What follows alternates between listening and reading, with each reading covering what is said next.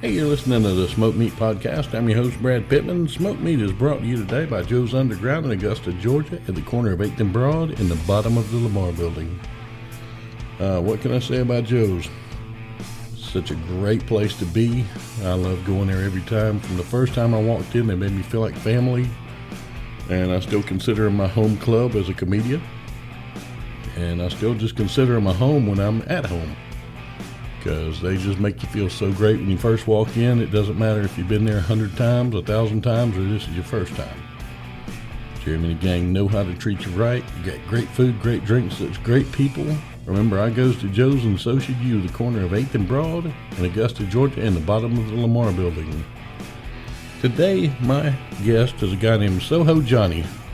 Now, for those of you that don't know, Johnny is a promoter, he's a singer, he's a real estate mogul. He does a little bit of everything, but he is such a great guy. He supports so many things, does a lot of work for cancer research through American Cancer Society, does a lot of work through the Humane Society. He's such a very giving person and such a genuine person. Man, you're gonna love him. So without further ado, here we go. Hey, Soho Johnny, how you doing today, man? How are you, Brad? Oh, it's a beautiful day. It is. If I was any better, I'd be twins. How about yourself? Well, listen, every day is a blessing and a gift, and I'm glad to have it today. And I want to thank you for having me on the show today. Hey, I appreciate you coming on, man. I'm excited about this. You've done just so many different great things, you just entertain everybody, with your shows that you put on. I mean, there's a lot that goes into these productions, and there's a fair amount that goes into all of them, but at the end of the day, I mean, I'm having a great time, and a lot of it, the wind in my sails, so to speak, is just the love and the love of music, the passion, and especially doing things philanthropically to help people. Some of the causes has it just organically grown with me, and I feel blessed that I'm able to do this. I tell you, that's one thing a lot of people don't do. They think of when you give, everybody just thinks, okay, they want cash, and while it's tough times, anybody can give cash to something. I mean, that's just, here you go, my conscience is great. But you kind of put your money where your mouth is. You put a lot of time and effort into these things, and this, people see a show and they just think, okay, here's the performers. They come out, rehearse where they got to stand, and they sing. And there's a lot more to it than that. Well, I think everybody, we all have that secret sauce or what resonates inside us. It all started with me when I was a child. Ironically, when I was a child, I guess we'll kind of get into a little history now. Okay. I was a very nervous child. I used to stutter as a kid. And I look back and I say, I was that stuttering kid. My parents said I was born in the Big Apple in Manhattan, New York City. And at that time, eventually they moved to the Borough, the boogie down Bronx, and I was brought up there.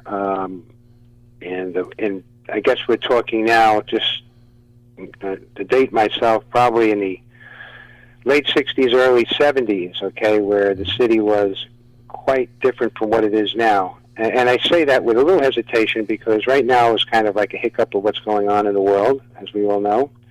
But hopefully that's all going to pan out soon, and when it comes to a happy medium for everybody. But back in those days, the city was kind of rough, and especially being a young boy and going to school. So we had an apartment, and eventually my parents took a shot and they bought a house, probably around 1970, and there was a garage in the back of it. And so after school, I would end up with a lot of my buddies and friends going into that garage. And at that time, what is now classic rock was new. Back then, it was rock. And I had a strobe light, a black light, and, a lot of my friends and then friends of friends, and it just kind of grew, would just congregate in this garage. And the funny part about it was, Brad, is that my parents and a lot of the parents of the other kids that were there, they were happy that we weren't on the street in those days in the Bronx. They were happy we were back in the garage, and I was just kind of like made it kind of like a little mini nightclub, you know. Mm-hmm. And that's probably like a little bit of the origin of my love of just entertaining and just making people, you know, have a good time, kind of. So fast forward from that, it kind of morphed, and I did some reunions. I used to DJ here as well. With, disco music came out, and I loved that type of music. And I just had a profound appreciation of music, a love of music. Mm. Well, you know, for me, music is a healing thing, and music brings back so many memories. You know, I can't tell you right now where I was in 1978, but you can play a song from then, and I can tell you details. Isn't that funny, Brad? I mean, I call it a time warp. First of all, I call music is the tie that binds us all. Yeah. There's no politics. There's no diversity. You know, it's something that unifies us. It's a feel-good thing, and it just, exactly, it could take you in a time warp, and you could remember your first crush in 5th grade and how you felt standing on that street corner. You know, I was a shy kid. I remember my first crush, and I never approached her. I was too shy. I was very shy. Yeah. But, you know, you relive that moment just for that moment in time when a song comes on or something just ties into your soul. So, you know, fast forwarding again, you know, I kind of done reunions. And then, you know,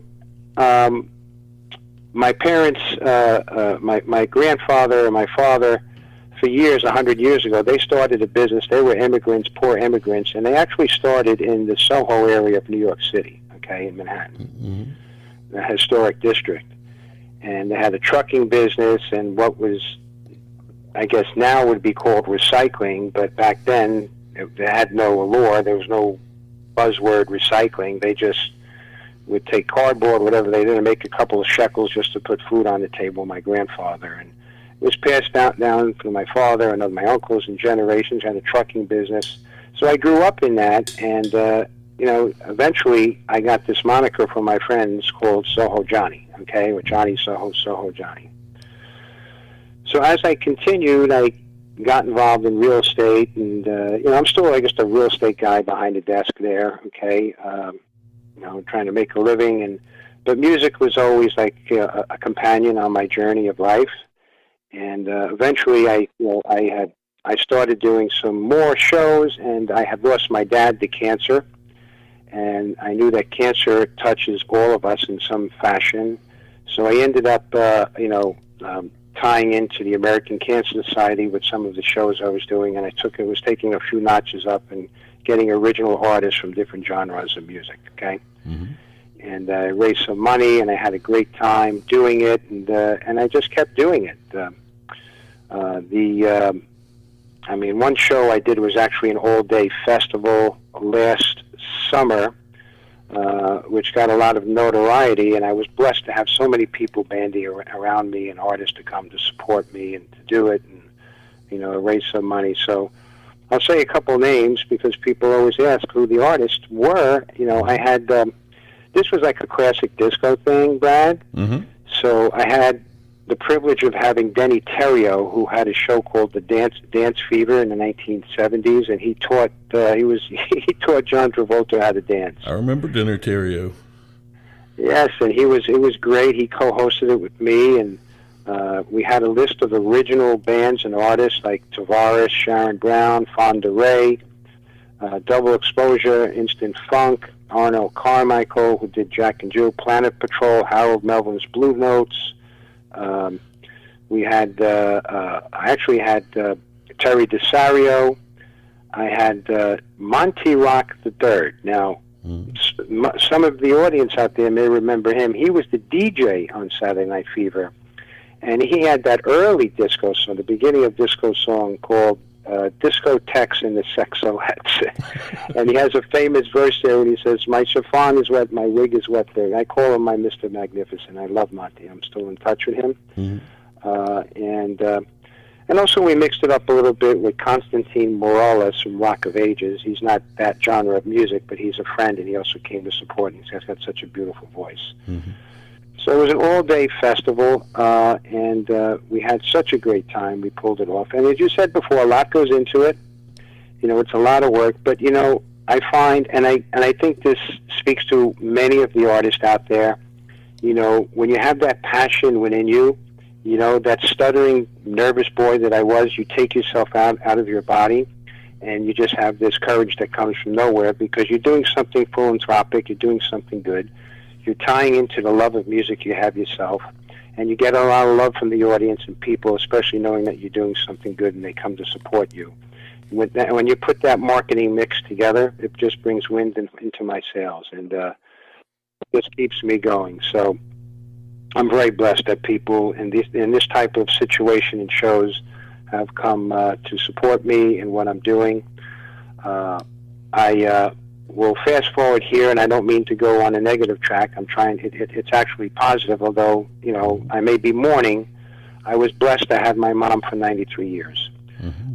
But now the coronavirus is now, just like cancer, affecting so many people, and so many people are hurt, and lives are being lost, and it's a scary thing because we've never lived through a pandemic during our lifetime. We didn't understand it. It was 100 years since we had the Spanish flu, which was like that. Yeah. But I lost my mom about a month and a half ago to coronavirus.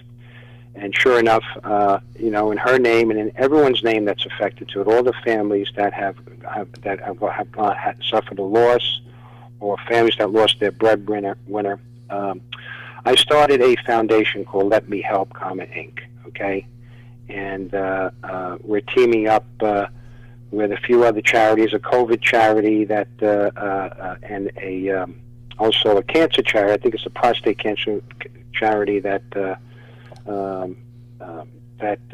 Another very, very prominent person is involved with. I don't want to announce it yet because I think I'm just making sure everything gets signed, sealed, and delivered. And we're planning a very significant show, fundraiser, November 24th, and it's going to be at the City Winery 2 days before Thanksgiving in Manhattan. And there's a lot riding on that. We have some A-listers that are speaking to us to get on the show. And again, you know, it's things like this. I mean, here I am, just some kid from the city, a nervous kid from the city involved with all this, and it just grew organically. And, you know, I have no words to describe it, to say the feeling that I have, except that I'm just so thankful that I could do this. And there's something to be said, especially in these times that we're going through. You know, they say social distancing is necessary, and it certainly is, but we must remember that social distancing does not equate to social isolation. Okay. Yeah. And it's times like this, and you know, 100 years ago when we had the Spanish flu, we didn't have the internet. We didn't have an ability to communicate. Now we could communicate across the world in minutes, right? Yeah. And it's so important that we reach out, and just people still staying home or just playing it safe. All these people that you haven't spoke to in a while, and just kind of put a smile on their face. Simple things like that are so important today.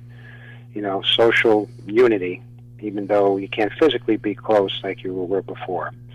And you see a lot of that around. You know, I believe in the spirit of humanity. I mean, you see a lot of people rising up, even companies rising up, giving back, and, you know, just like first responders, like I know you do as well, Brad. I mean, and by the way, just a shout out to you too, Brad, for what you do with this show and just keeping the line on for everybody. You know, we all make our contributions, so I want to thank you as well for what you do. But that's certainly a big part of what has gotten me to where I am today. I'm recording some original music myself, some tribute music, which I'll be releasing soon. I've been in some small movies, and it seems to be growing from there. And a comic book we're releasing, a reality show. So it's again, it's you know, a lot of this has just been organic, but it's a gift to be able to do something that makes you feel good, that's doing good, and that is making other people happy. And if you could, and that's the trinity, if you will, of what has created, you know, so obviously Soho Johnny comes from my roots and my family being in Soho in New York City for years. Yeah, and you know, like you say, when you're able to do something that just puts a smile on somebody's face. You know, I've always been the kind of guy, I never turned down a chance to do anything just about. And it always turns out good for some reason. And, you know, doing stand-up, when the first time I did stand-up almost 30 years ago, I got up and did open mic, and I made people laugh, and that's almost like a drug, And that's true. I've started doing little videos on YouTube, just little character things, and they get pretty good hits. And I make people laugh, in these shows. Like I say, now even though I can't be sitting right across from you, you're in New York and I'm in Atlanta, and we're sitting here talking like we're having coffee. And people need to take advantage of that. I've got to where whenever I hang up the phone with somebody now, I tell them I love them. Because with this virus, you never know if you're going to get to tell them again. That's so true. I mean, everyone's got to be safe. Everyone's got to do what they got to do. But even before the pandemic, I mean, it's on my website, sohojohnny.com, where people could sign up for my mailing list for all my announcements. But every day is a blessing and a gift, and in music, the breath of love is spoken in the language of musical expression. Mm-hmm. I think it's so true. And if you just put a positive spin, it's as simple as always remembering to look around and see people less fortunate than you. Yeah. And say that I'm blessed no matter what you have, what you don't have, and try to wake up like that. And if you could somehow calibrate your mind and your attitude the next day, I'm not making light of all the trials and tribulations, because so many people are going through a lot of stuff that's very difficult. And certainly, I lost my mom. I identify with so many people that are going mourning here with the coronavirus. I identify. We all identify. We're human. We all need to understand that it's not meant to be paradise here. Okay, life is not supposed to be perfect. It's not paradise. I'm not getting into religion.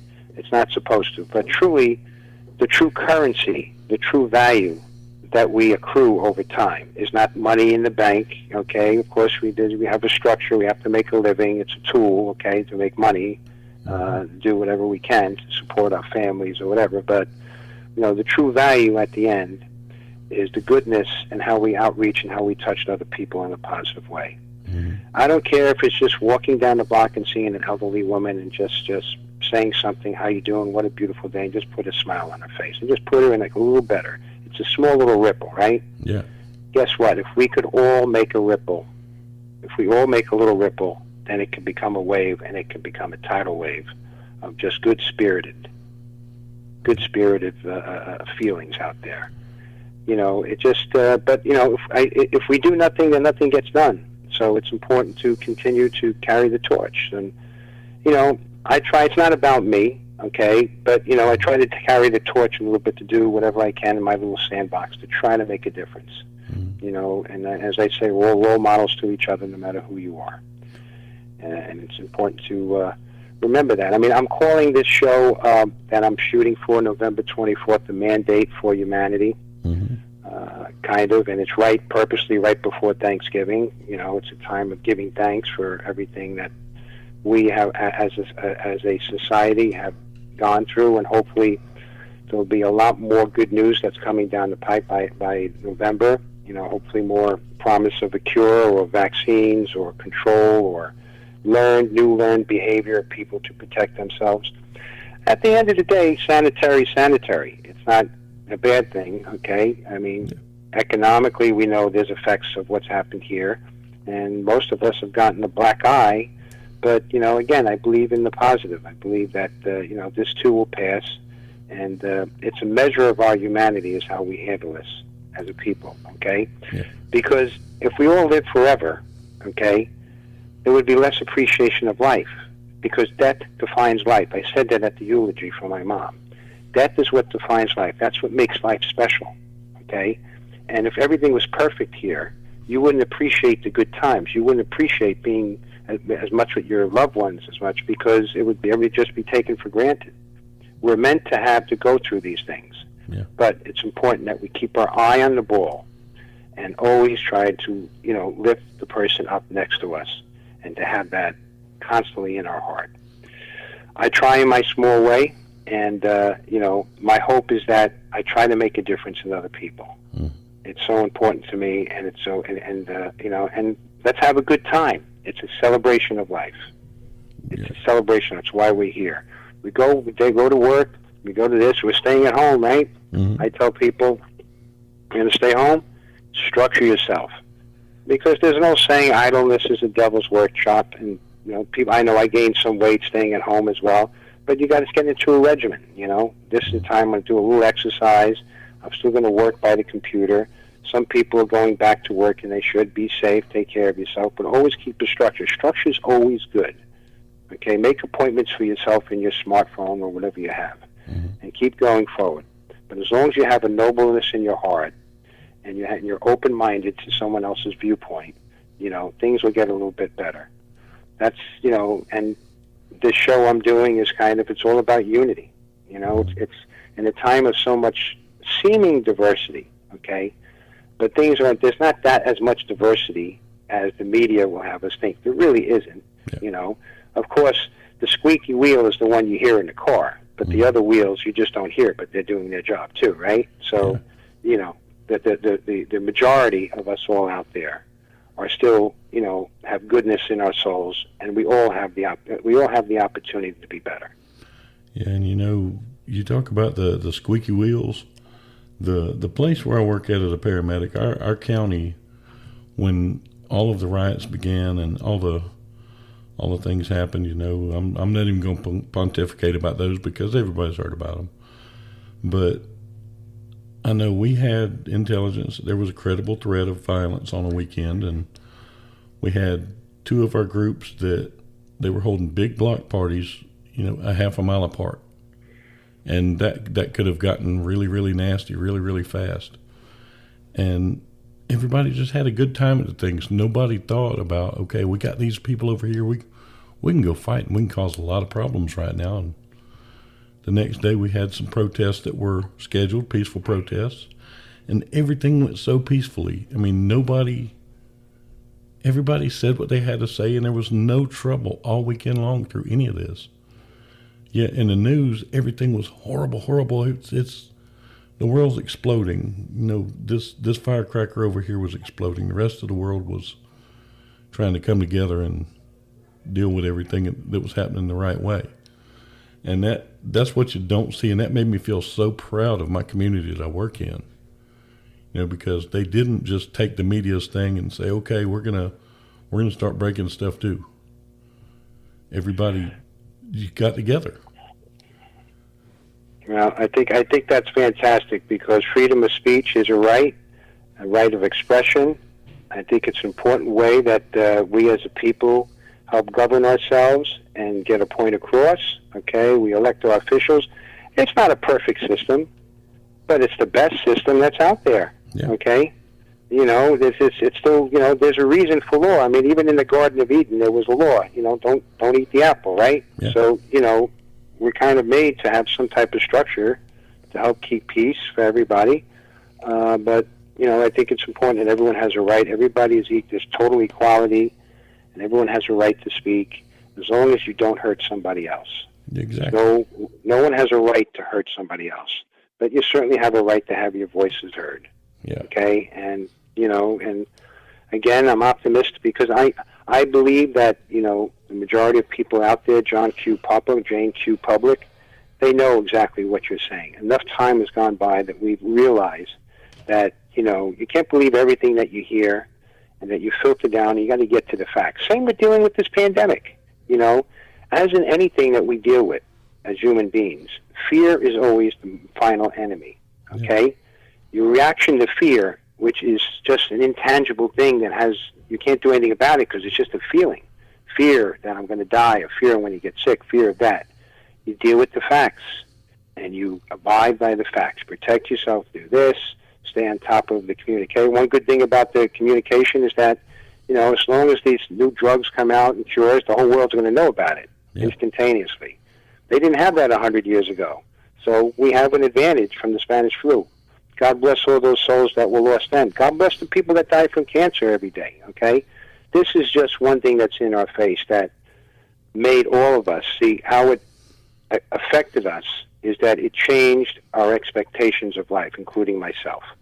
Because, and not in a selfish way I say this, and not in a expectant way, an entitlement way that people just think we're just not compassionate about what I'm about to say, but we got complacent in thinking that we had such a state of medical technology that we're just in a place that, there's cancer and these other things, but nothing could just cripple the world like this so quickly that there's not a cure. Yeah. But guess what? Every 100 years, maybe it is. Here it comes.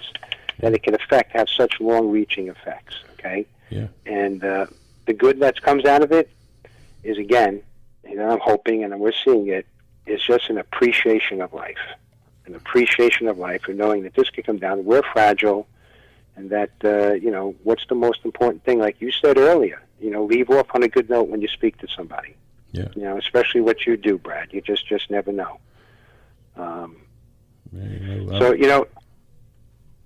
Oh, go ahead. There was what just entered my mind now. There was a mini-series years ago, I think from the 90s, that Stephen King did, okay? The Stand. And The Stand, you remember that? I do. I kind of, that kind of like, this is somewhat of a parallel for our listeners that know it, or for those that don't. I thought it was a great mini-series. And it had a lot of A-lister actors, I think Rob Lowe that were in it, I think Gary Sinise. And basically, it's 90-something% of the world died from a pandemic, okay? And, there was no government. The government broke down, and there was just factions of people that just kept their ethics and were noble, and some people that just kind of went to the quote-unquote dark side and took advantage of other people. And then eventually it showed, like, the fight between good and evil. Okay, it actually showed the devil manifested himself. I'm not getting into religion. This was the movie. And then at the end, there was a happy ending showing that the people of faith, like Gary Sinise and these groups that kept going forward, helping other people, and that's what counted in the end. So it's kind of interesting parallel for that movie. That series made me think about what we're going through now. Thank God it's not 90% of the world, but it's a wake-up call. Yeah. It's a wake-up call for everybody to appreciate. Stuff can happen. We're fragile. We're not here forever. Okay? Yeah. I feel like, I've been a paramedic for 30 years, and this kind of makes me think of some calls that I have sometimes.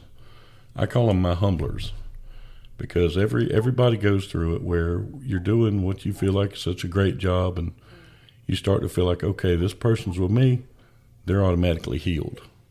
You just feel like you can do no wrong.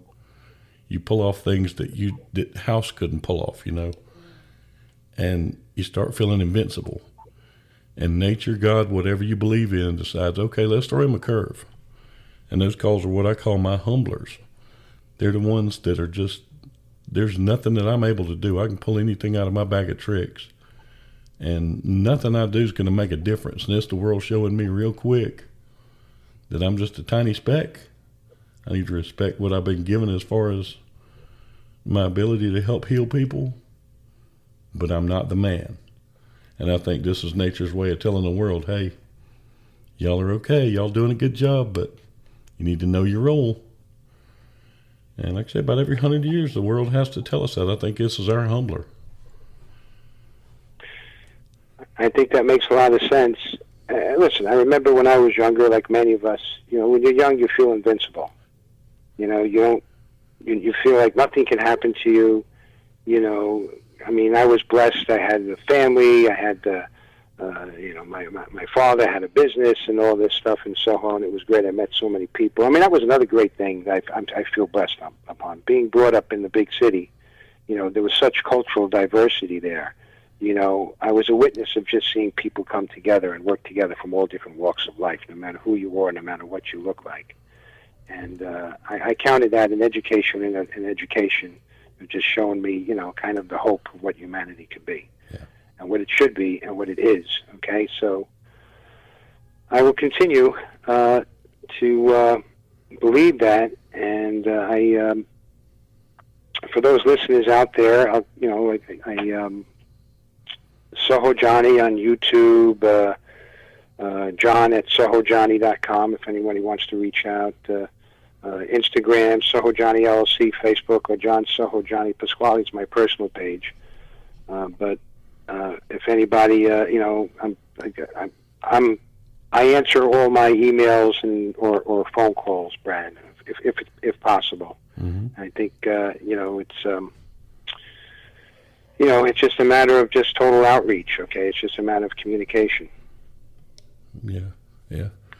Well, I tell you, I've had a ball with this. I mean, you were just such a amazing person, just to do what you do and to have the outlook that you do, because it's a rare thing now. I think that one thing the pandemic's done is it has made people a little bit more understanding and people not thinking so much about themselves, and hopefully that's going to continue. And you've kind of been ahead of that curve, which is a wonderful thing, because you do help humanity and you do make a difference.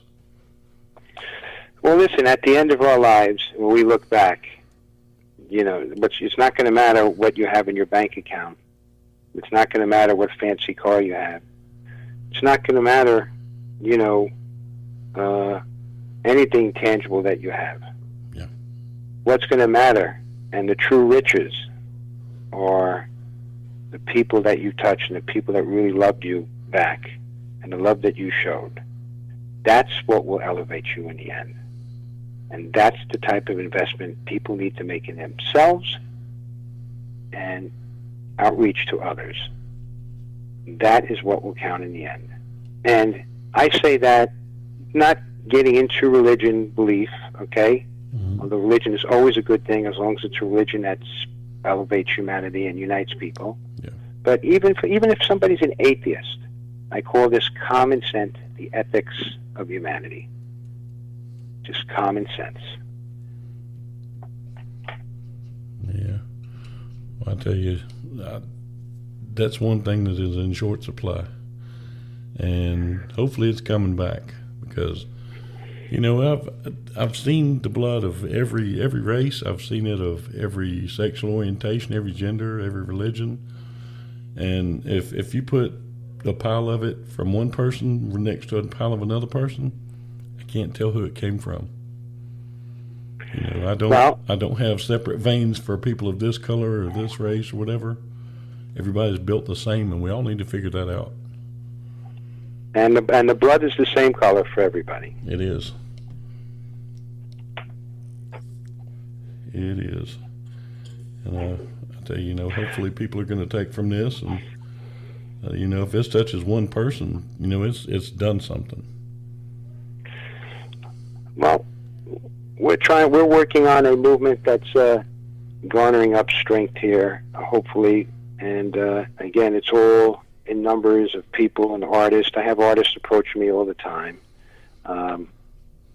looking to come on board. And of course, a lot of artists now are not working. They're all looking to work because, unfortunately, they got hurt financially too. Look, in the entertainment business, of course, is one of the last things that's going to, quote unquote, open up, right? Yeah. So, but even before that, we were building up steam for this movement that we're doing. We're going to have a virtual reality. We've got some ideas from avatars. So there's going to be a virtual concert as well as a real concert. And, the main one that's coming up again is November 24th. If you sign up for our website, sohojohnny.com, you'll be the first on the email list. But we'll be making announcements soon as to who the artist, and there's going to be some A-listers, okay? Mm-hmm. I can't yet really say it, okay? Mm-hmm. But it's going to be, again, something that I'm so privileged to be able to work with. And we're going to have a lot of fun. We're going to have a great time. And, we'll raise some money, and, we're just going to, just spread the cheer. And it's going to be a time of thanks, as Thanksgiving always is. All right? It's going to be that time of season.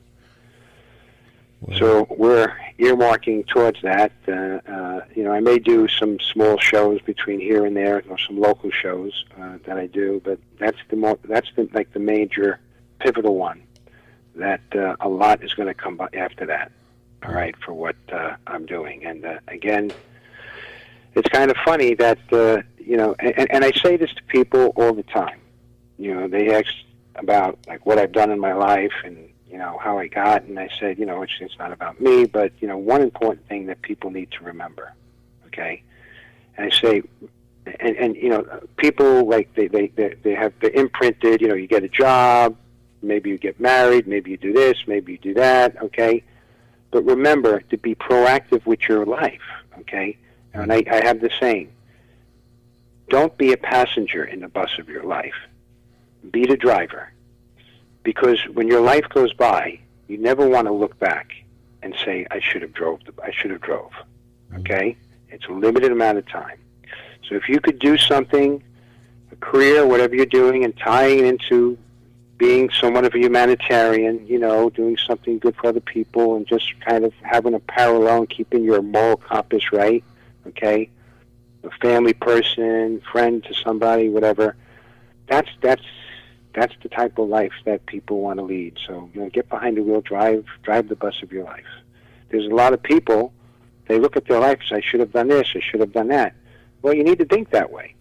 You know, I say, you know, in our educational system, you know, it's great, but it also has some drawbacks. And one of the drawbacks that I wish the standard educational system would have is relationship classes. You know, it's funny, and especially for a lot of these children, especially today, a lot of people come from broken families, whatever. But it's important to know how to have a healthy relationship with somebody, right? Yeah. You know, and it's important no matter what you are, no matter what your sexual orientation is, it doesn't matter. But how do you have a healthy relationship with somebody? I really think that should be in the school systems. Mm-hmm. You know, a certain way to treat somebody, a certain way to understand, a certain way to compromise, right? I don't think they have enough of that. I think that's something else that would make a big difference, all right? Rather than, you know, you see so many of these sad stories of these people or these children or everything that just go completely wayward and they just go postal or whatever. You know, it just makes me wonder. You know, I think part of it is just having some more exposure that way. Yeah. But that's just my 2 cents. You know, you try, you know, it's just my thoughts, and, you know, always the best thing to do is to get minds together and to just troubleshoot these things, right? Yeah. Because, listen, society is a little bit ill now because of what's going on. I mean, after the pandemic, there's some diversity. We had some diversity before. Now we have these other things going on. At the end of the day, it's all about understanding other people's viewpoints and having an open mind and always having respect for each other. Yeah. Right? That's always. There's nothing. You know, we're not reinventing the wheel, right? I call that common sense humanity. Mm-hmm. And at this given time, that's part of like what my mandate for humanity is. You know, this show, whenever, you know, raising money for, of course, for people that are suffering, but it's also like, you know, kind of blowing a trumpet just to unite people too. Okay, in the medium of music, entertainment. All right, which there's a lot of people going bonkers now because they stood home so much, and there isn't much entertainment out there except for just watching your computer screen. So, you know, a lot of people roaring for that because it's important. It's important to smile. It's important to laugh. You know, when you make people laugh, like you and I were talking about before, mm-hmm. You know, laughter actually, it's proven you live longer, right? Yeah. Laugh at yourself. You know, love yourself. Laugh at yourself. You know, not in a selfish way, love yourself, but accept yourself, because that's how you can love somebody else. You love other people by accepting and loving yourself, but in a good way. Because then if you have that certain love of independence of yourself, those are the healthiest relationships. People that retain a little independence emotionally, but they're able to give without expectations of something given in return. Yeah, it's taken me almost 50 years to figure out how to love myself and to, like I say, I figured out when you do that, like say you've got a lot more to give. You're basically priming the pump. Right, you have your foundation, you know, covered, and it's always evolving. There's always things change, things that shake us up a little bit. It's always evolving. Relationships evolve, we evolve. Change is essential. Okay, change is necessary. Change is inevitable. Yeah. Okay, so you adapt to the change, you grow with the change. Relationships change, and it's just part of life. If anything, you know, if there's only one constant thing in the universe, because everything else changes except for one thing, and it's just your outlook. And the outlook is to understand that everybody is different, and that's the only thing that is constant. And it's diversity coming together that creates the most wonderful things. Mm-hmm. Okay? whether it be cultural diversity, like where I was brought up, or whether it be different minds focused on a cure for the pandemic, the greatest minds of the world working on it now. I believe that there's a lot of nobility out there. Okay, we don't see it every day. The media sometimes focuses a little bit more to the tainted negative, unfortunately, because that's what sells papers, and that's how people get, maybe these prizes, whatever, because they get so many listeners or followers. But I think that the standard public now understands to be balanced with their evaluation of what's going on. Okay, and just speak to the facts and draw your conclusions from the facts. Outstanding. Couldn't have said it better myself. Well, man, I've had a ball with this.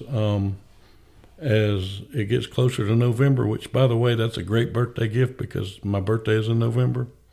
And wow. I would love to have you, Brad. I'm looking forward to this show, and if I can make it up there, I'm coming. But as it gets closer, anything you need with it, any promo, anything, tell me, and it's yours. Brad, thank you so much. I really, really appreciate your shout out for that. And again, I just want to repeat this again. Thank you for what you do for everyone. Thank you for having this show. Thank you for keeping the light on for everybody. It's so, so important because we all make a little bit of a difference, and our ripples come together. So thank you again, and thank you for having me and giving me the privilege of being on your show today. And thank you for being on.